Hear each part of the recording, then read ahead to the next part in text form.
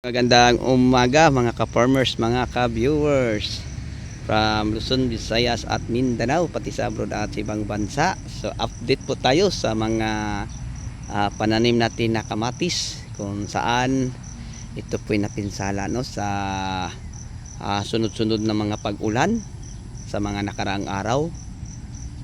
So napasabak po ito no, sa 17 days na pag-ulan mga ka-farmers.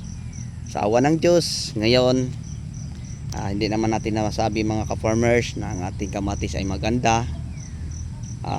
Yung unang bunga o pangalawa, silbi yung unang bulak na dala niya ay hindi natuloy hanggang sa pangalawa mga ka-farmers. Kaya kita natin mga ka-farmers, yung ilalim pangalawa wala, doon na tayo sa itaas no. So may isang nang natira sa ilalim mo. So sa itaas mga ka-farmers maganda na. So ito ang ating alagaan. Yan. So dami itong namamatay mga ka-farmers na mga kamatis. So yung mga tira natin, alagaan natin to mga ka-farmers. And then may napansin na po tayong mga sakit no, yung calcium deficiency, yung puwitan ng kamatis nangingitim tulad dito mga ka-farmers. So mag-spray na po tayo din ng calcium boron. So bukas siguro mag-spray ako din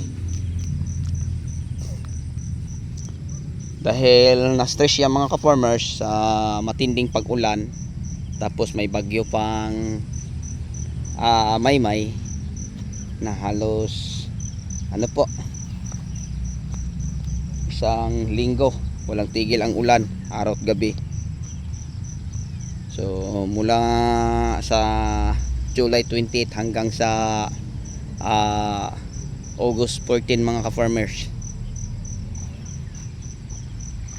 So ganyan katagal ang ulan. So itong mga natira, yon ang ating alagaan, kasi alam naman po natin na ito po'y bumawi no. So alam ko mga ka-farmers na yung mga kasabay nito ay napinsala ang sa kanila, lusaw na. Pero ang atin mga ka-farmers, hindi natin to isinusuko kahit ang puno nito ay parang letter S na. Bakit? Kasi yung wala pang bagyong Maymay, dapa to dito banda at bumangon, at sa nagbagyong Maymay yung nakabangon na siya, dapa naman sa kabila. Kaya kung tingnan natin ang puno ng ating parang letter S, ganito lahat mga ka-farmers yan. So wala tong mga punong hindi nag letter S yan. Tapos nangitim pa ang puno yan, itim, pero nakapag-survive dahil po sa ating ina-apply din So mga ka-farmers, share ko lang po sa inyo kung ano po ang ating ginagamit din pang anti-stress. So sa ugat mga ka-farmers, share ko lang po sa inyo. Palagi ko na pong ibinahagi sa aking mga ina-upload na mga video. Bago natin umpisa ng pagtatanim, mas maganda na ang mga punlang pananim natin, makamatis, maampalaya, matalong, mabil at iba pa, maibaon sa mga bioagronica, Serenade at saka APSA no? Maganda mga ka-farmers, maibaon natin sila. And then pag halimbawa ay maitanim na, protektado na po sila mga ka-farmers. Alam niyo ba kung bakit ang bioagronica? Ang bioagronica Plus mga ka-farmers ay isa po siyang all-in-one formula. Alam mo ba kung bakit? Kung pag-usapan natin antibacteria na po siya. Kung pag-usapan po natin mga ka-farmers na pang anti-stress na po siya. Kaya yun po ang ginagamit nating protection sa ugat. And then nag-add tayo ng nib para sa ugat din, and then sa fertilizer meron din. So yun po ang pinakamahalaga sa lahat mga ka-farmers.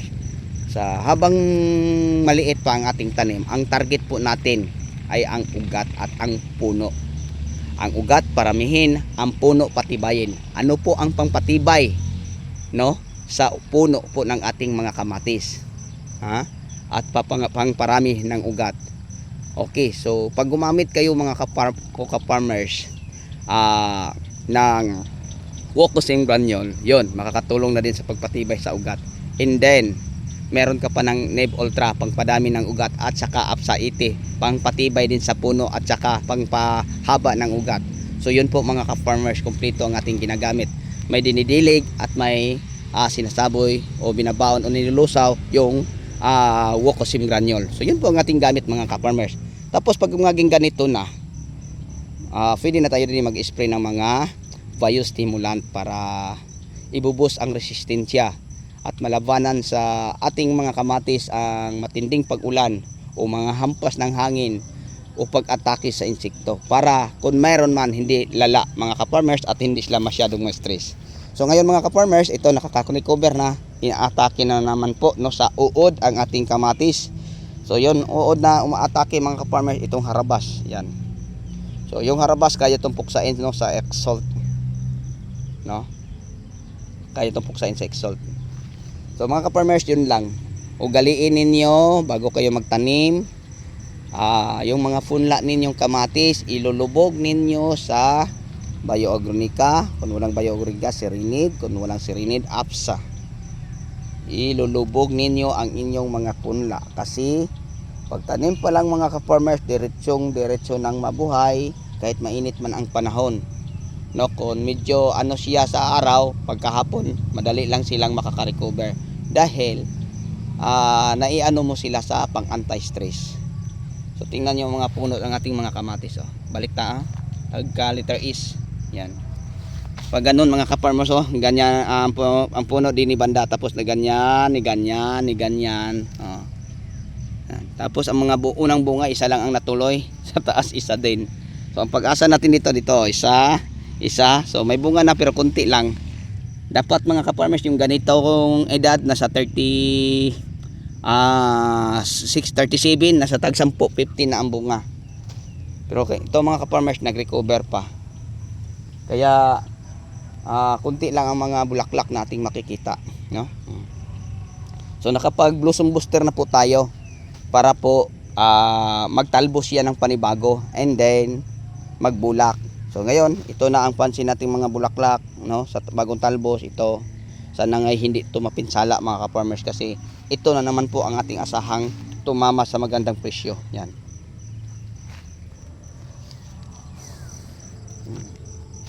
Ito mga ka-farmers, alagaan na natin to. Yan. Pero yung iba, pero ito bunga na mga ka-farmers, may dalawa ng banda. Ito meron na din, oh. So yun mga ka-farmers, no, ang may share ko sa inyo. Kasi maraming nagtatanong, ang sa kanila daw nalulusaw, ang sa akin hindi daw. Ano daw ang sekreto ko? Wala akong sekreto mga ka-farmers. Palagi kong tinuturo at binabahagi, no, sa inyo, sa aking YouTube channel, ang mga ginagamit ko na mga pang anti-stress. Okay, so bago pa pwede tayo magdilig ng fertilizer, sabayan natin sa Bioagrinica Plus na pang anti-stress, pang antivirus yan ang Bioagrinica Plus. Ano po, soil neutralizer, dayan, tapos fungicide, antibacterial. So yun po ang mga ka-farmers, no, ang Bioagrinica. Ang Serenade, ano po siya, isa po siyang organic fungicide, Bacillus, good bacteria, para makakaiwas sa mga tinatawag nating dumping off or pagkalata sa puno o pagkabulok o pagkalusaw mga ka-farmers. So may maiwasan natin dyan pag mag-apply tayo ng mga ganyan, para pag dumating na sa ganitong kalaki ang mga puno ng ating so napakaganda. Pero ang ating kamatis mga ka-farmers, ito po ay survivor, nakapag-survive siya sa matinding pag-ulan. So meron tayo dining nasa mga 10,000 ka puno, pero ang mga 3,000 parang wala na. And then ang ating talong naman mga ka-farmers na nakatanim doon banda sa pinakadulo sa gilid ng kagubatan, meron tayong nasa 16,000, no? Then parang 50-50 na mga ka-farmers. Ano bang 50-50? 50% lang ang buhay, 50% na ang namatay sa tubig. So okay lang yun mga ka-farmers, walang yung problema. Normal naman kasi nag-content ako about farming sa nakanang araw, na sa pagpa-farming hindi madaling kumikita. Dahil sabi ko, kasali na doon ang kumita at malugi. Pero bihira ka lang malugi mga ka-farmers pag alam na po natin ang mga pamamaraan sa pagsasaka. no? O pagtatanim. Siguro mga ka-farmers, kung hindi ito napinsala sa hangin o bagyo, tinatawag lang nating normal ang panahon. Yung kamatis natin hanggang dini na siguro, tapos sobrang ganda na. Pero dahil hindi naman nawala sa atin mga ka-farmers, parang buong Luzon, mas south man at saka dito ay inulan ng sobra. Ayan mga ka-farmers, ito maganda ang pag ng mga bunga. So yung mga nakapag-survive, alagaan lang natin. Tingnan nyo, no? Patay ang mga dahon yung nakalapat sa lupa, sa mulching. Yung time na nalasa si bagyo. And may. Yan, no? So may mga ilang bunga na hindi nating masabing marami. Yan. So yung mga maliliit mga ka-farmers, yung tanim dyan, tingnan nyo, hindi nakapag-survive sa ulan. Ito, dilaw. Pero kaya pa yung mag-survive mga ka-farmers. Bukas papadiligan na natin ito ng fertilizer kasi pangatong araw na, no. So yan mga ka-farmers, mag-absorb na kasi ang ginagamit lang natin din mga ka-farmers para ito maging ganito kahit wala ng fertilizer, mag 3 linggo na, yung foliar lang na Green Acres, spray natin solo mga ka-farmers na wala nang lahok. Yan. So kahit ang ating sili mga ka-farmers at bell, ganon din. So ngayon puntahan natin. So yun po ang may update ko, no, sa ating kamatis na unti-unting nag-recover. So bukas magpapadilig naman po tayo din ng fertilizer. Sabayan lang natin ng Neem Ultra kung meron tayo, kung wala Bio Agronica Plus, para din sa mga ugat nila. Kasi ang mga ugat dito mga ka-farmers halos may tama. Yan, o, nangingitim, oh. Sana ito'y makapag-survive. Ganon din ang ating talong. So yung damo dito mga ka-farmers, na to namin, nilinis na. Pero yan, buhay, walang kamatayan dahil palaging naulan. Hindi ang mga mulching namin, may mga ito, lupang naka pero giba, oh. Lalo na siguro kung walang kamatis, yan, oh. Ganyan ang ginagawa namin, tinambakan ng lupa. Tinusok ng kawayan ang gilid, tapos tinambakan pa ng lupa, pero ang lupa na nasa gitna na. Pinasok ng hangin kasi napakalakas ang hangin. So kahit ganito lang ang estado nila o ang tayo nila, so maganda pa din mga ka-farmers kasi yan, ilang bunga na. May pansin ako mga ka-farmers na problema sa bunga. Ito mga ka-farmers, yan, hindi natin maiiwasan pag galing sa stress ang ating tanim. Kasi pag ang tanim natin ang magkaka-stress, bumaba ang yang resistensya at hindi na niya maanuhan ang punggos mga ka-farmers, no. So yan, calcium lang mga ka-farmers. Calcium boron lang ang kulang din, eh. So magpapa-strip tayo dito. So kahit 2 beses lang mga ka-farmers, mapigilan na ang tapos fertilizer and then spray uli. So susunod wala na to mga ka-farmers. So may pa isa-isa akong napapansin na din, eh. So dito natatamaan sa tubig o dilaw. Pero kaya pa to mag-recover mga ka-farmers kasi ang ugat nito, pag hagisan natin ito ng lupa, magkakaugat. Kaya pa itong gumanda. So tingnan nyo ito banda mga ka-farmers. Ipapasilip ko sa inyo sa susunod ng mga araw.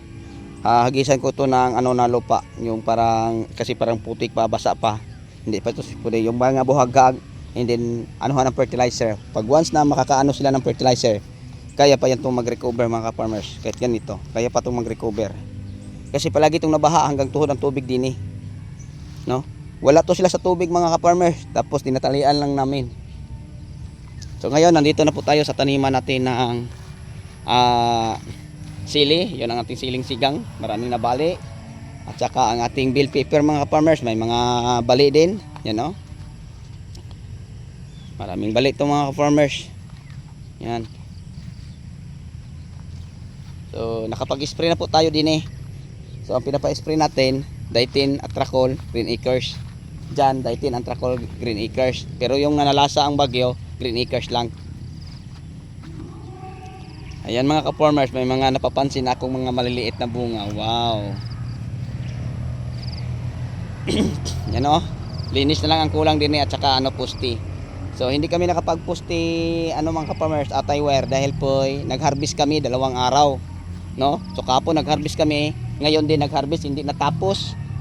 So kahit konti lang mga ka-farmers, no? Hindi din natatapos.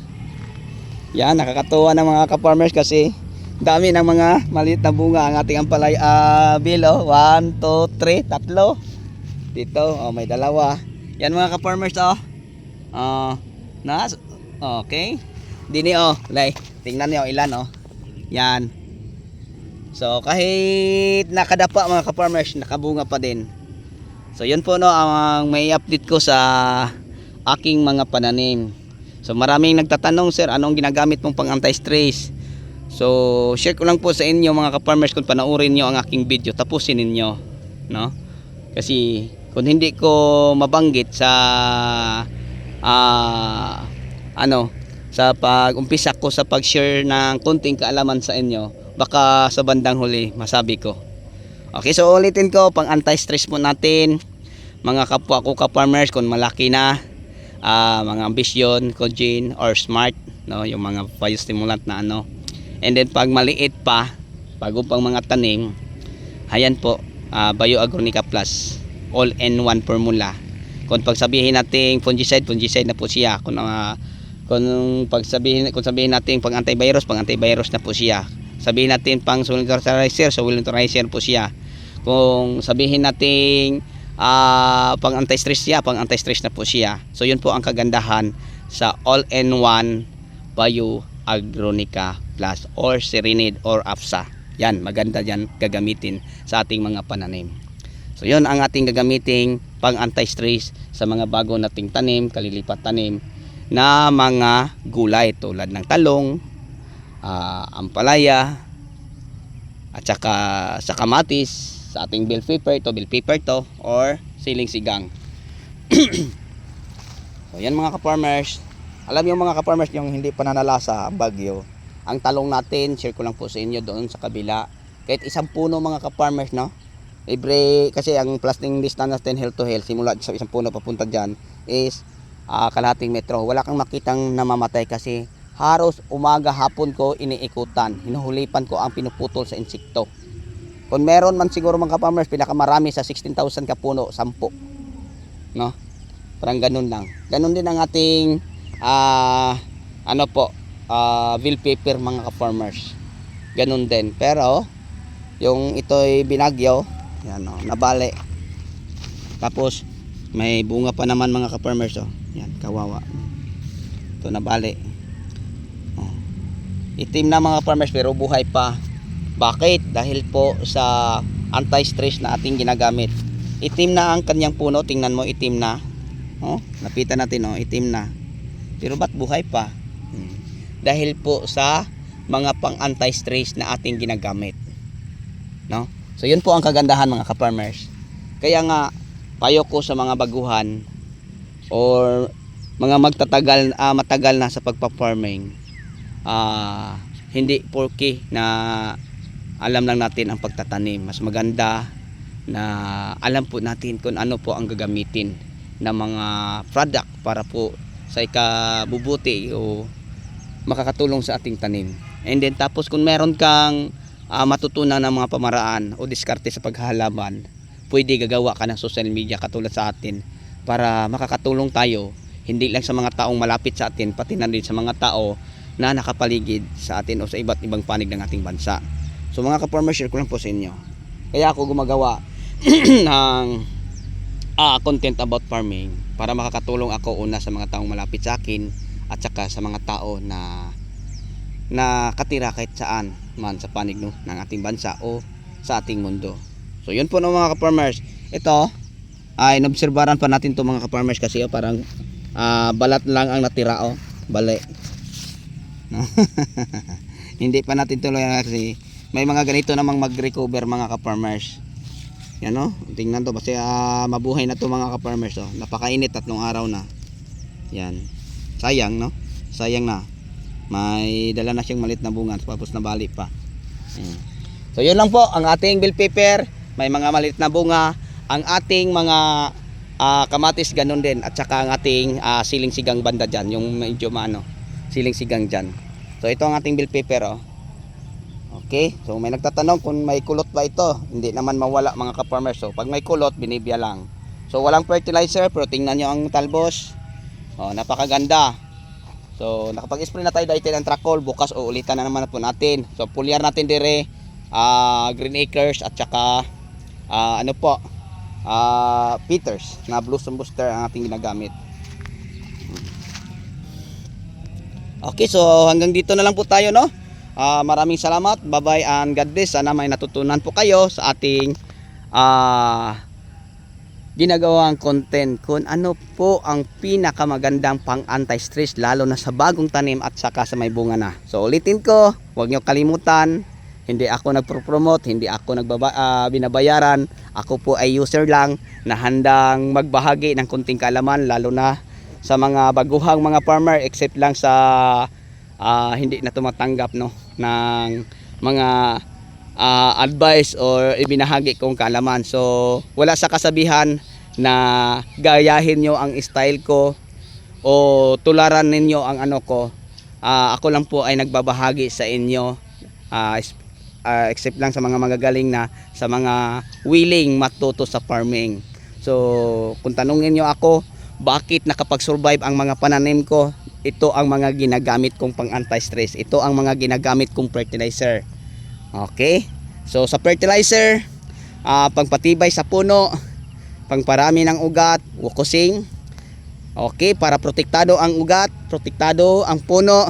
Okay, Bioagronica Plus, Serenade at saka Apsa 80. Pag malaki na, ito mapinsala sa ano, mag-biostimulanta, pwede sa mga Cogen, sa Smart, may kurasa basta madami mga ka-farmers, no? So yun lang ang may share at may bahagi ko sa inyo. So hanggang dito na lang. Maraming salamat. Bye bye and God bless. Kung nakakatulong man, paki-share na lang po. Thank you.